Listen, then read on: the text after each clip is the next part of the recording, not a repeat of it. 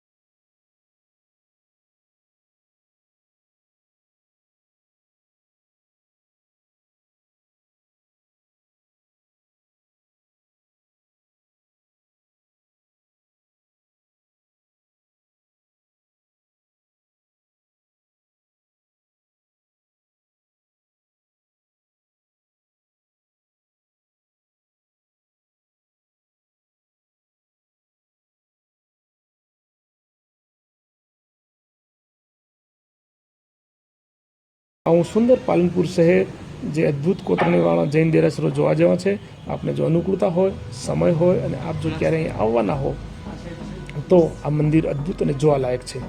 શહેરોમાં ઘણી બધી વસ્તુઓ જોવા જેવી હોય છે, પણ તમે કયા ફોકસ સાથે, કયા વિચાર સાથે જતા હો છો એ શોધવા જોઈએ. મારી શોધખોળ તો હતી પાલનપુર શહેરના સ્થાપક પ્રહલાદ નગરની મૂર્તિ જોવાની, અને બીજી શોધખોળ હતી પ્રખ્યાત સંત હીર વિજય સુરેશ્વરજી મહારાજ સાહેબને, કે જેમણે મહાન અકબરને પણ નમાવી દીધો હતો. તો એની શોધખોળ માટે હું નીકળ્યો હતો, અને એ શોધતો હું જૈન. નમસ્કાર ફ્રેન્ડ, કેમ છો? હું છું આપનો મિત્ર કાંતિલાલ હેમાણી. આજે હું એક્ઝેક્ટ ઊભો છું બનાસકાંઠા જિલ્લાના પાલનપુરમાં. પાલનપુર એટલે એના વિશે હું અદ્ભુત ને ઘણી બધી વાતો કરી શકું છું. તો આજે હું એક એવા સંતની વાત કરી રહ્યો છું કે જે સંત મુગલ શહેનશાહ અકબરને પણ નમાવી દીધા હતા. તો એ સંતે કઈ રીતે મુગલ શહેનશાહ અકબરને નમાવ્યા હતા? કારણ કે અકબર તો અજોડ યોદ્ધો હતો, એની પાસે વિશાળ સેના હતી, અને એક મુસ્લિમ શાસક તરીકે અને કટ્ટર શાસક કરતાં થોડો સ્લો હતો, થોડો એને છુપો હિન્દુ કહેવામાં આવતો હતો. તો આવા એક અકબરને નમાવનાર જૈન સાધુ કોણ હતા, એમના વિશે હું થોડી આપણે આજે વાતો કરું છું. હિન્દુસ્તાનમાં મહત્તમ જે ધર્મોનો ઉદ્ભવ થયેલો છે એની અંદર બધા જ ધર્મો મને ગમે છે. હું સર્વ ધર્મ સંભાવમાં માનવાવાળો માણસ છું. એમાં હિન્દુ ધર્મની સૌથી ગમતી બાબત હોય તો વસુધૈવ કુટુંબક ભાવના, કે વિશ્વ જ આખું પરિવાર છે, એને માનવાવાળી આપણે હિન્દુ પ્રજા છીએ. તો ઇસ્લામમાં જે વાત કહેવામાં આવી છે કે કોઈ પણ વ્યક્તિનો વ્યાજ લેવો નહીં કે વ્યાજ આપવો નહીં, બહુ જબરજસ્ત કે માનવીય ઉત્થાન માટેની મસ્ત કહેવાય એવી સુંદર વસ્તુ છે. તો જૈન ધર્મની અંદર જે જૈનિઝમ છે એની અંદર બેસ્ટ વસ્તુ હોય તો અહિંસા.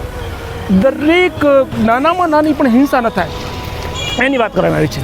બૌદ્ધ ધર્મની અંદર વાત કરી છે કે સમતા, સમાનતા, એની જે અદ્ભુત વાત આવી. અને શીખ ધર્મની અંદર જે વાત મને ગમતી હોય એ વાત છે કે લોકોને જમાડવાના. શીખોનું લંગર છે એ અદ્ભુત હોય છે.